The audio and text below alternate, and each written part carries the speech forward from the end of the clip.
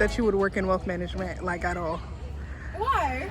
I don't know, you're just so feminine. Like, that is so, I love that you said that. That's so funny to me because I am one of the very few women, if not the only woman in my firm, right? Period.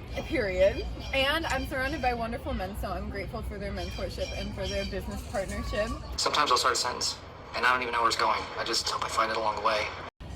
But it's just funny because when we talk about wealth management, what we're really talking about is leaving a lasting legacy. And building a legacy, that's the most feminine thing anyone could do. Exactly. We're talking about handing out generations of wealth and transferring them. And building wealth, it's a spiritual practice. So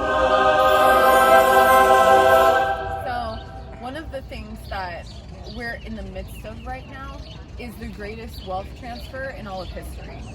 Literally trillions of dollars be flying around. That is true. I'm gonna get the butterfly net. Monster. You know.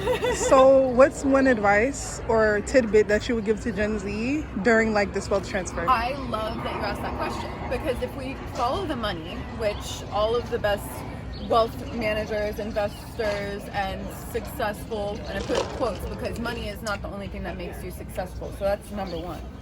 Yeah. But all of the people who are successful by today's standards are the first to say that in this wealth transfer, if we follow the money, we see that that money is going from men to women and women to Gen Z women. We are in the midst of the largest wealth transfer in history right at this very moment. So $100 trillion of wealth is going to next gen and millennial clients over the next decade. That has some pretty significant implications. But in addition to that, women are controlling more and more global wealth. Today, they control a third of global wealth, but in the next 5 years, 30 trillion is going to pass in the hands of women, and they're going to control over 50% of the global wealth market out there today. Ladies and gentlemen, her. Palmer sit up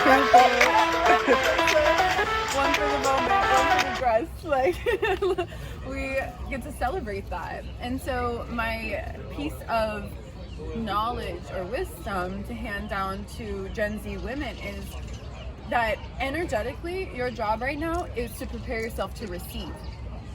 We have a history, especially the generations of women that came before me and that came before them, of trying to adopt into the masculine world by embodying masculine energy. You go to your closet and you select, I don't know, that lumpy blue sweater, for instance, because you're trying to tell the world that you take yourself too seriously to care about what you put on your back. But what you don't know is that that sweater is not just blue, it's not turquoise, it's not lapis, it's actually cerulean. I don't look like or act like someone you would think of as a wealth manager because I embody my femininity. And the preparation to receive is being able to do that, to be in our femininity and recognize that I can be a woman, a woman's woman in this world and receive those resources and structure them in a way that is not only savvy, it's also going to protect generations to come for myself, for my lineage, and for the women around me. That's what I specialize in, is a holistic approach from being able to understand that every single area of wealth building up, it's a one-to-one relationship to our chakra system. That's the metaphor that I love to use to be able to describe wealth. And you're familiar with chakras, right? Yeah. Yeah. So, oh my God, wait, hi. He's so cute. Damn, he's big. Oh, damn. Really cute. Oh, he looks like Clifford. And that was kind of cute. I'm not gonna lie. Okay. Yeah? Okay. This is like golden retriever. Oh, yes, good. So anyway, what were we talking about? Okay, so I have a question. If you could... Wait, I want to give you a hug. Hold on. So imagine that when we have a change and a shift to next gen, millennial to women, what happens? Well, the preferences for women, next gen and millennials is very different. Women care deeply about investing with purpose, investing to make an impact, doing good with their investments. So you're going to see some significant opportunities for us as we lean in and have been leaning in to capturing more of the female wallet globally. In addition to this increase of wealth with our female clients comes the setting up of more family offices and the need ever so more to lean in and educate our female clients around the world, to inspire, to elevate, to make sure that they have the right platforms for networking, learning, and the likes. So I have a question. What's like 3 things that like from your course or from your webinar that you can teach the younger generation or women in general? Okay, I love that question. So number one, there are 3 different paths of people that I serve, right? So first and foremost, legacy building and wealth planning. 2, personal alignment. Like the 10 steps to alignment is a framework that I've put together that helped me reverse engineer my own life. So even if someone's not ready, like for example, you're in school, like you might not be in a place right now to go ahead and set up certain types of investments, assets, or an estate. Those are things I help people with.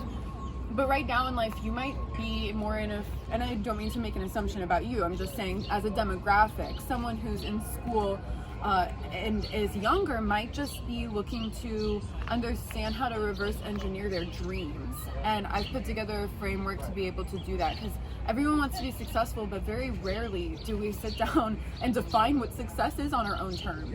So the framework is unique to be able to help you reverse engineer that from your standards. And I think that's really special and something that we're kind of missing the mark on collectively. And then number 3, I'm able to really help people who are founders or executives in their businesses. So from a consulting standpoint, being able to, optimize systems, operations, and also like employee retention benefits, being able to have their businesses be savvy with their money. If someone's a co-founder of an organization and they have millions of dollars of capital that they've raised and teams of people, like especially if there's 2 leaders, being able to insure them with what's called like split dollar insurance or key person insurance, but that's getting into the details. The point is, whether a person's in the very beginning of their journey and needs personal guidance, wants to build financial legacy for themselves and for their lineage, or wants to be able to secure the baby of their business that they've created, I'm able to help all 3 of those kinds of people. We love that. Give yourself a round of applause. Is there any final thoughts or words that you would like to say? I would say that if any of this resonated with you, let's book a call. Like, I'm here to be accessible and to be of service. I believe in being of service and serving, and they're 2 different things. There are people in this world who genuinely need our assistance from a giving standpoint, and that's why I'm very active in philanthropy and purpose-driven projects. And then there are people that we service by being able to give these kinds of professional insights. We can help make their lives better too. So I think that's a main thing. And then also one of my platforms is Art Heals Earth. Like, I fundamentally see art as the aligned resonant truth. So whoever we are, if we align with truth, we're able to make the world a better place. I think it's cliche, but that's what everybody wants to do in life. Amen. I'm catching feelings, baby.